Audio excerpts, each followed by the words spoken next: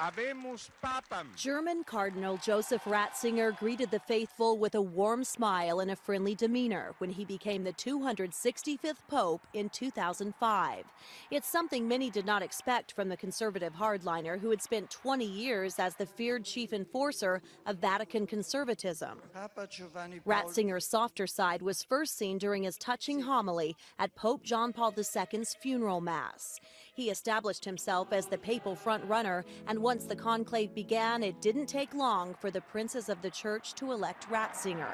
He chose the name Benedict XVI and began the difficult task of replacing John Paul II, one of the most popular leaders the Catholic Church has ever known. Grazie, buonanotte. Nearly 8 years later, the 85-year-old said he was too old to carry on and became the first pope to resign in nearly 600 years.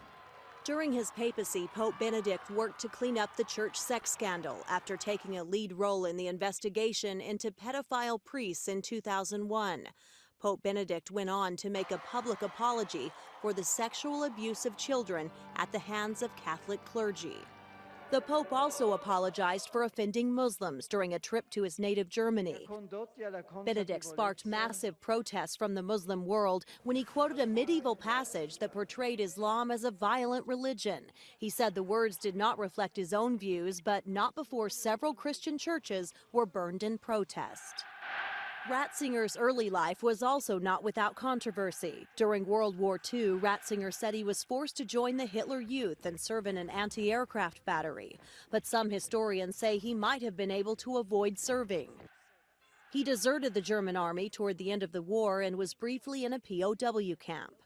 When he retired, Benedict became known as Emeritus Pope and pledged obedience to his successor, Pope Francis. And the Vatican became home to 2 popes for the first time in history. And in 2017, on his 90th birthday, the German Pope raised a beer to toast a new decade of life with family and friends from Bavaria. Tina Kraus, CBS News.